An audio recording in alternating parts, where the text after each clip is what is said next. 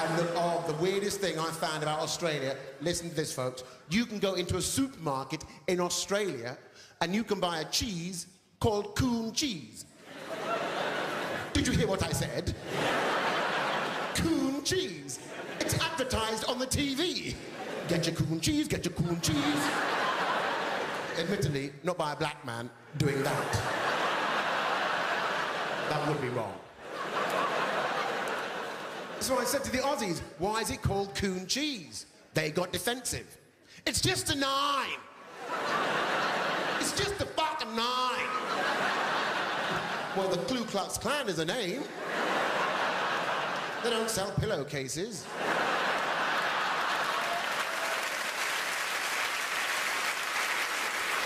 It just reminded me of my mum, because my mum is also a very straight-talking person. Straight down the line, doesn't mess about. As a kid, I'd say to her, Mum, Mum, can I play outside?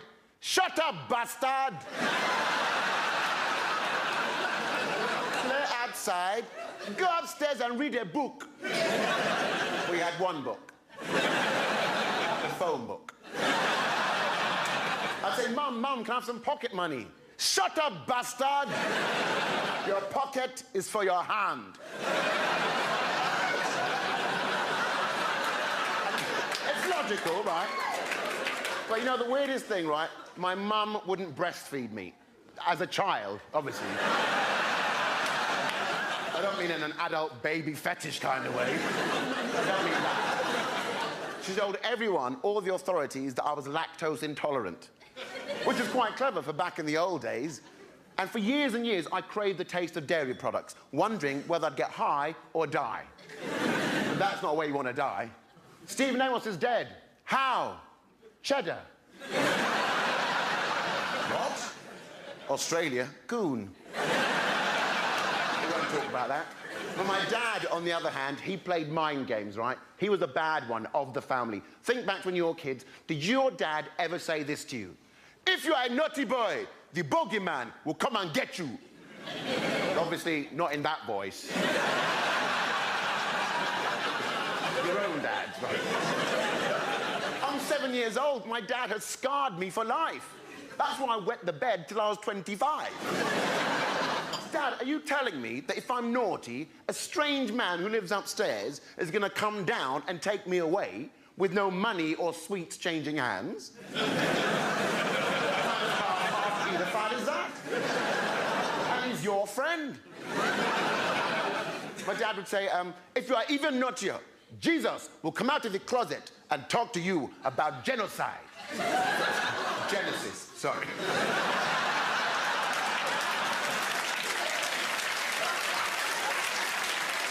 You don't want to get those two mixed up.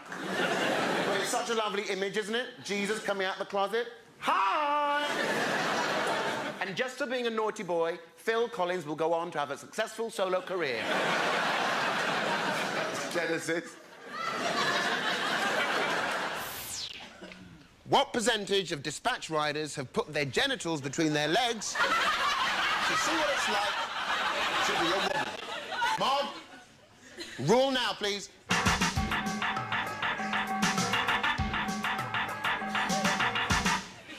I'm suddenly drawn to Felix. You look like a big, strapping man. What's your number? 58. 58. Well, let us see the answer to that question. What percentage of dispatch riders put their genitals between their legs to see what it's like to be a woman? Actually, 69%.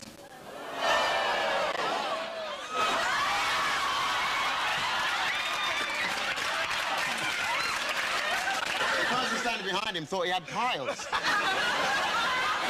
Did anybody get that? Spot on? Oh, my goodness. Lady over there with the dreads. Jar Rastafari.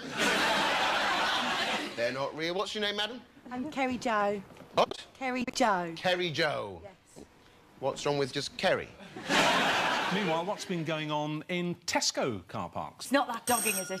Did you know this, or...? No, I was pressing the buzzer on your behalf. Thank you very much. Pressing the buzzer on my behalf. How times have changed. Thank you.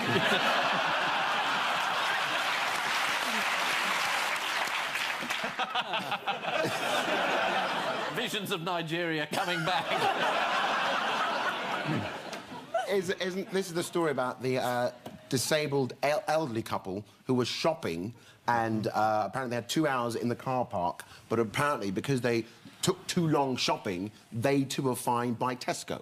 It's almost identical customer care policy. They spent nearly 300 of their pension pounds there. Oh. Tesco wrote to them soon afterwards saying that they would be fined £100 if they ever did it again. At the end of the letter, did it go, every little helps? There is the door. Yeah. StevenKAmos. Yeah. Good luck. Your world awaits. Thank you.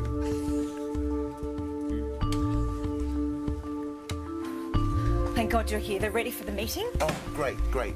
Sorry I kept you waiting. Thank you for your patience, gentlemen. May I present my creative partner, StevenKAmos, or as he's known in the film world... Crazy Amos. Yeah, I like to draw and fiddle. I draws, she...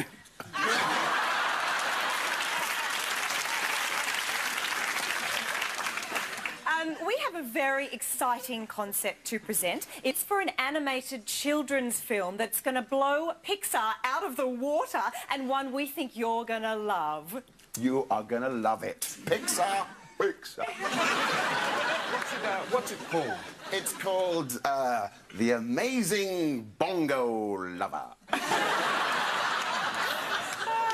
Steve is, of course, joking. It's called Snake and Friends. Yeah. So, Steve... Of course.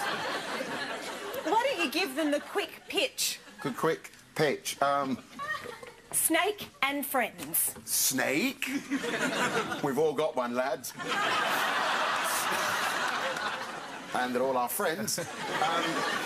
This is Snake, as you can see, is very colour-friendly for the young kids, with the green and the kind of yellow, and great big eyes. Look at that, because kids like eyes. Oh.